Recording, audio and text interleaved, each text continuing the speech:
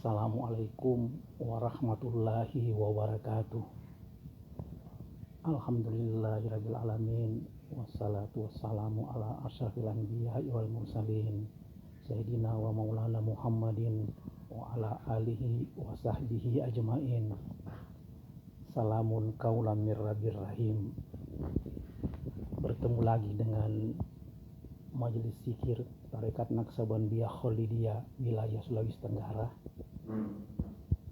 Kita coba-coba bahas ya tentang perbedaan antara Nabi Muhammad dan Rasulullah Muhammad, karena masih banyak di antara kita, bahkan para pengamal tarekat pun khususnya dan umat Islam pada umumnya tidak bisa membedakan antara Nabi Muhammad dan Rasulullah Muhammad.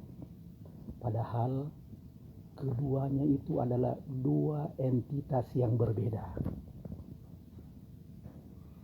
Nabi Muhammad adalah wujud jasmaninya, wujud zahirnya.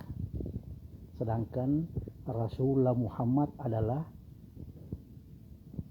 ya bahasa sekarang kita istilahkan sebagai pangkat, derajat, atau tingkatan rohani yang dimiliki oleh seorang manusia yang sudah mencapai makam sempurna, kamil mukamil lagi halis mukhlisin. Hanya pada 1450 tahun yang lalu Rasulullah Muhammad tajalli pada diri Nabi Muhammad. Jadi Nabi Muhammad dengan Rasulullah Muhammad itu adalah dua entitas yang berbeda. Kapan Rasul tajalli pada diri seorang manusia? Nah, itulah yang perlu kita pahami dengan sebenarnya. Namun sebelumnya kita buka logika nalar ilmiah kita ya tentang definisi Nabi dan Rasul. Sebetulnya definisi Nabi dan Rasul itu kita bisa ibaratkan seperti definisi antara presiden dan orang yang diberi jabatan presiden tersebut. Logika sederhana ya. Presiden adalah kata benda abstrak, jabatan yang diberikan oleh negara kepada salah seorang putra terbaik bangsa yang dianggap mampu untuk memimpin bangsa dan negara. Contoh Presiden Republik Indonesia. Presiden Republik Indonesia adalah kata benda abstrak. Dia tidak nampak nyata pada saat dia menjadi kata benda tersebut. Tapi begitu presiden menempati seorang manusia, maka wujud nyata presiden bisa dilihat dari wujud nyata orang tersebut. Contohnya, Presiden Soekarno. Presiden Soekarno adalah Presiden Republik Indonesia pertama.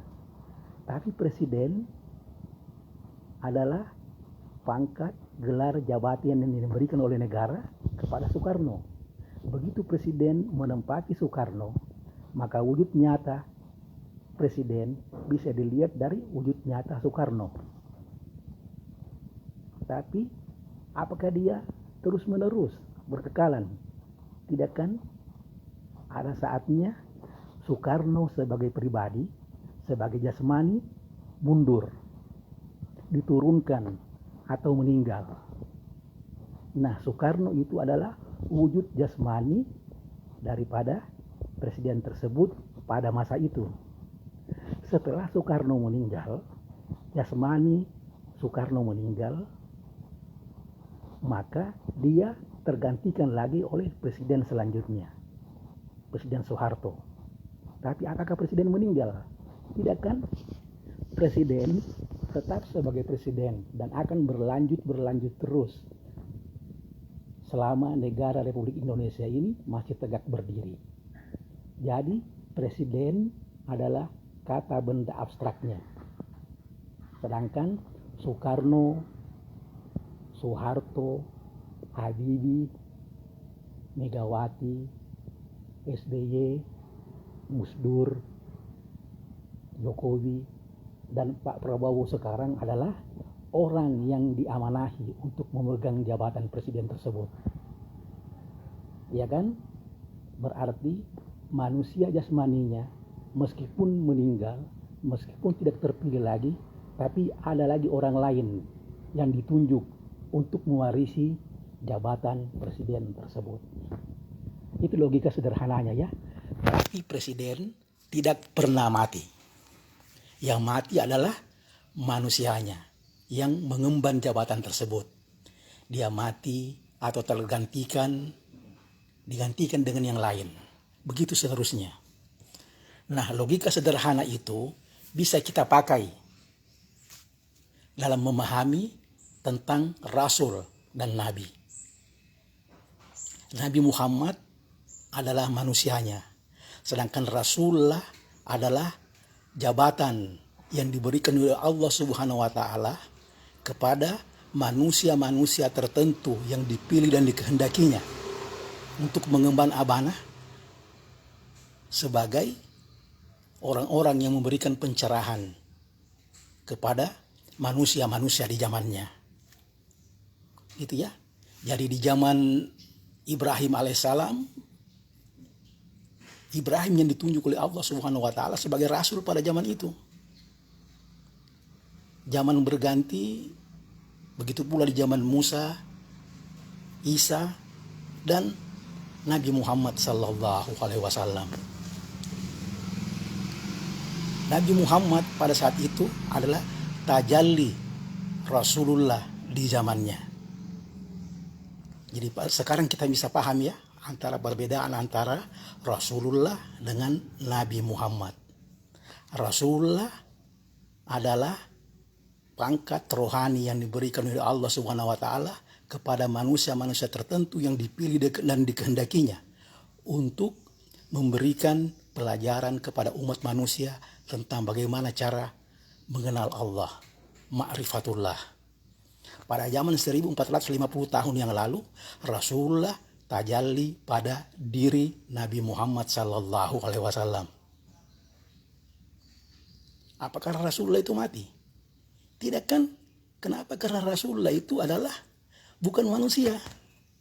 Dia adalah pangkat rohani yang diberikan kepada manusia tertentu pilihan Allah. Sama dengan presiden. Jabatan presiden juga tidak akan pernah mati. Sampai negara ini, kecuali kalau negara ini bubar ya. Tapi selama negara Indonesia masih berdiri ya presiden akan tetap ada. Meskipun dia berganti-ganti kepada orang-orang tertentu yang dipilih oleh negara.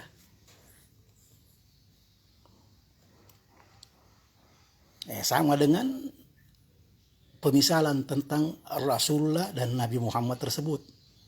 Jadi Rasulullah bukan manusia. Ya, dia derajat yang diberikan oleh Allah kepada manusia tertentu pilihannya. Dan Rasulullah itu akan ada terus sampai akhir zaman. Waris terus kepada orang-orang tertentu yang dipilih dan dikehendaki. Nabinya hatam, selesai. Setelah Nabi Muhammad meninggal, ya hatam kenabian. Tapi kerasulan tetap akan ada sampai akhir zaman. Kenapa? Karena Rasulullah adalah wasilah Allah di dunia ini. Sistem yang dibuat oleh Allah Subhanahu wa Ta'ala. Sehingga manusia bisa berhubungan dengan Allah lewat tali wasilah tersebut.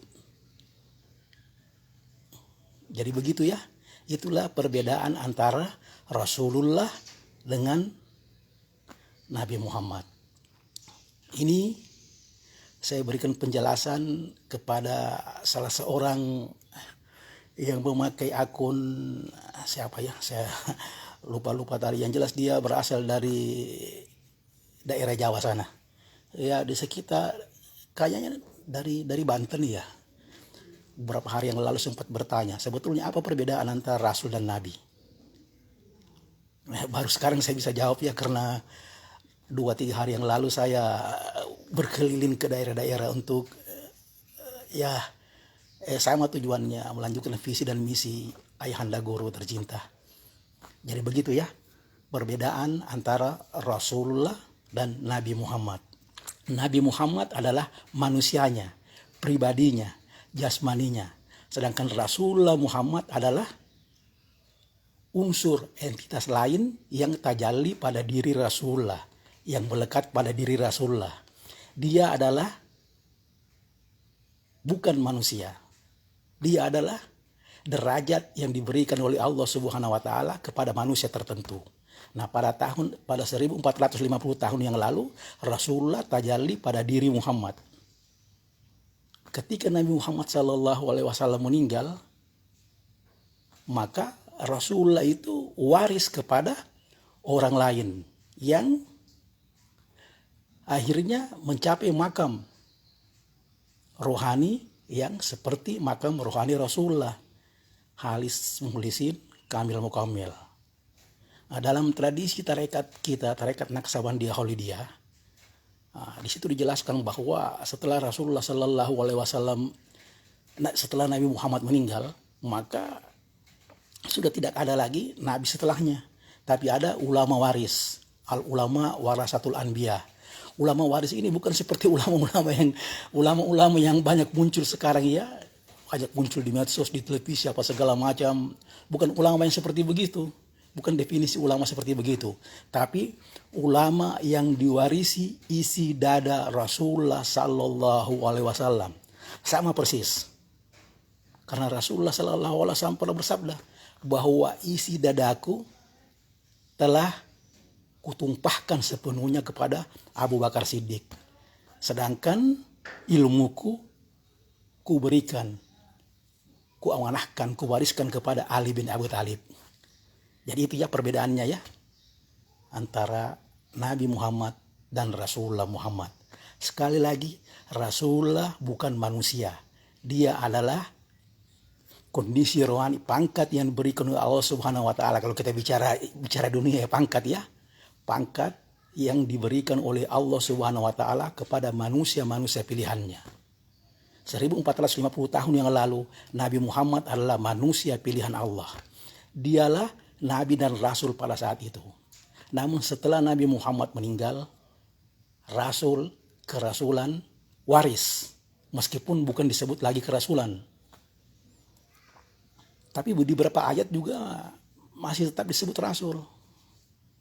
Rasulun min anfusikum, rasul di zamanmu, di masamu. Itu membuktikan bahwa rasul itu memang waris. Bukan manusianya ya. Tapi derajat, tingkatan, kondisi rohani yang sudah mencapai makam kesempurnaan. Nah, dalam tradisi kami di tarekat Naqsabandiyah sampai sekarang sudah ada sekitar 38 mursyid ya, 38 guru rohani yang menjadi waris tegak lurus dari Rasulullah. Setelah Rasulullah ada Abu Bakar Siddiq dan terus sampai akhirnya sampai ke yang maha mulia guru besar kami sekarang. Begitu ya penjelasannya. Mungkin nanti akan saya jelaskan lebih detail lagi dengan skema dan dengan penjelasan yang lebih ilmiah lagi. Namun sekarang karena ya kami belum mempunyai papan tulis, nanti kami akan jelaskan secara detail. Mudah-mudahan pertanyaan saudara yang dari Banten sana terjawab, dan insya Allah akan kami jelaskan lagi secara lebih detail di waktu yang akan datang secepatnya. Muhammadur Rasulullah wallazina ma'ahu asyidda'u 'alal kuffari ruhama'u bainahum tarahum ruk'an sujadan yabtaguna fadlan minallahi wa ridwana simahum fi wujuhihim min asaris sujud zalika masaluhum fit taurati wa masaluhum fil injil kasar'in ahraja satahu fa asarahu fastaglaza ala suki yu'jibus surra aliyagiza bihumul kuffar ila akhir ayat. Ilahi anta maksudi wa ridaka matlubi Ini tentang pembaharuan akhir zaman. Ini tentang kebangkitan agama tauhid. Ini tentang praktek tarekah Naqsabandiyah Khalidiyah. Ini tentang cinta kepada guru kami. Ingin belajar ma'rifatullah secara ilmiah, eksakta, ilmu pasti, silahkan bergabung di tarekat Naqsabandiyah Khalidiyah yang sudah ada di 70 kabupaten kota seluruh Indonesia. Kami terima dengan ikhlas, dengan senang hati. Illa man atallaha biqalbin salim. Assalamualaikum warahmatullahi wabarakatuh.